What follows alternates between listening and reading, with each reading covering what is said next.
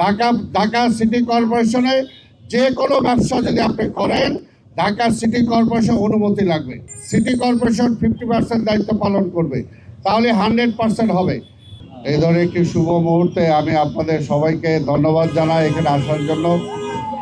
আজকের এই প্রচেষ্টাটা আপনারা শুনেছেন, কোনোভাবেই সম্ভব হতো না যদি আমাদের সাংবাদিক ভাইরা এই বিষয়ে সচেতন হয়ে আমাদের দৃষ্টি আকর্ষণ না করতেন। পাশাপাশি ঢাকা মেডিকেল কলেজের পরিচালক সাহেবকেও ধন্যবাদ জানাতে চাই আমি, যে ওনারাও আমাদেরকে সহযোগিতা করেছেন। এবং উনি যে কথাটা বলেছেন এটা হলো যে এখন আমরা করেছি, এটাকে ধরে রাখাটা হলো ব্যাপার।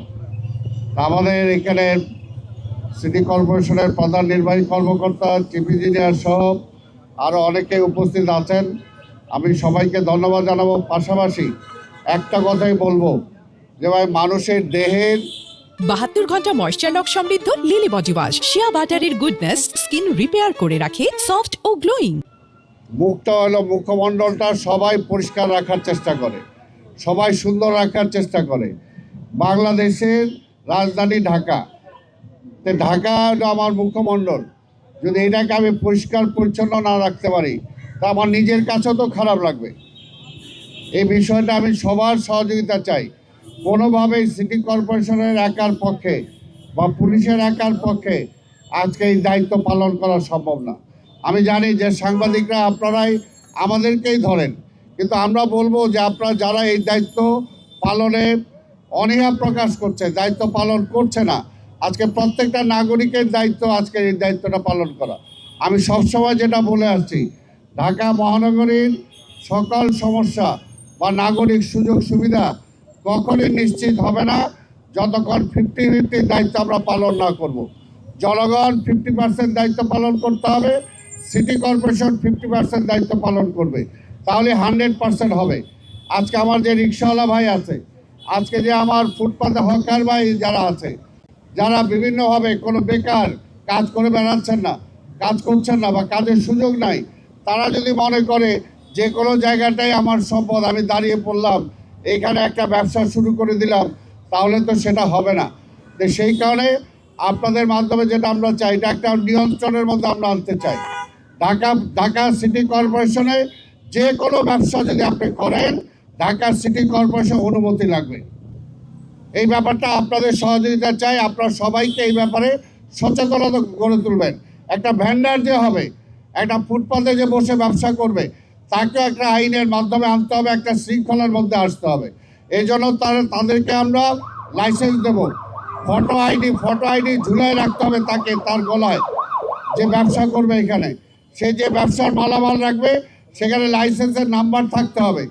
এছাড়া কিন্তু আমরা এটা একটা সময় নিচ্ছি, 1 মাস সময় নেব, 1 সপ্তাহের মধ্যে এগুলো জরিপ করতেছে পুলিশ, কারা ঢাকা শহরে ব্যবসা করতে পারবে, কারা করবে না, আমরা তাদেরকে চিহ্নিত করতে চাই এবং এই ব্যাপারে আমরা একটা শৃঙ্খলা আনতে চাই।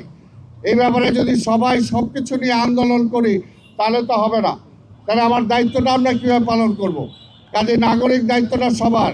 এবং এখানে আমি মনে করি এই বিষয়টা আমাদের চোখে আঙুল দিয়ে সাংবাদিক ভাইরা দেখিয়ে দিয়েছেন, ভাই বোনরা, ঠিক তেমনি এখন আপনাদের কারণে আমরা উৎসাহিত হয়ে এই জায়গাটা আমরা পরিষ্কার করে দিলাম। এখন ভবিষ্যতে যাতে এইটা আবার পার্মানেন্টলি কেউ দখল না করতে পারে, সেই ব্যাপারেও কিন্তু সাংবাদিক ভাই বোনদেরকে খেয়াল রাখতে হবে। এবং আমি প্রত্যেকটা জনগণের সহযোগিতা আশা করি।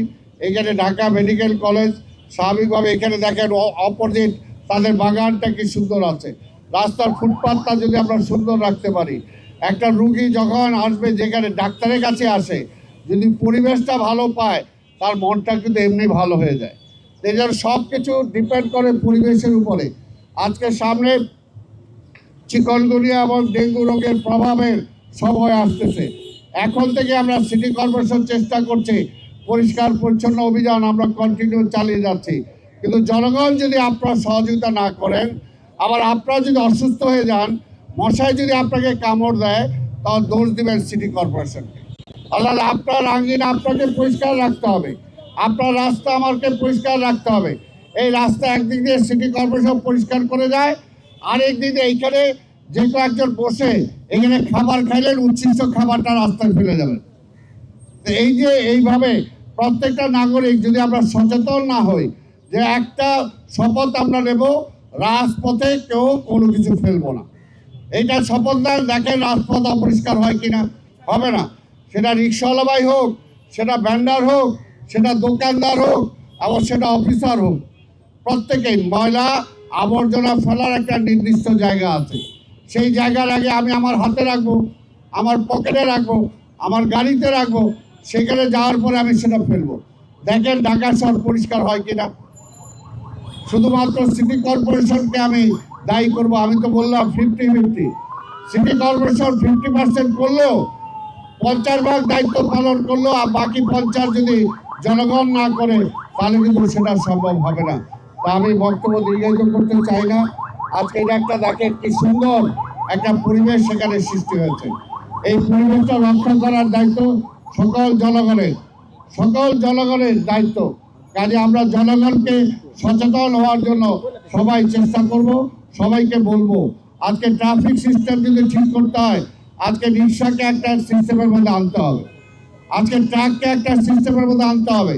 এই যে মনে করেন অনেকটা ট্রাক যাচ্ছে এখানে, আমি জানি না এটা কিসের ট্রাক।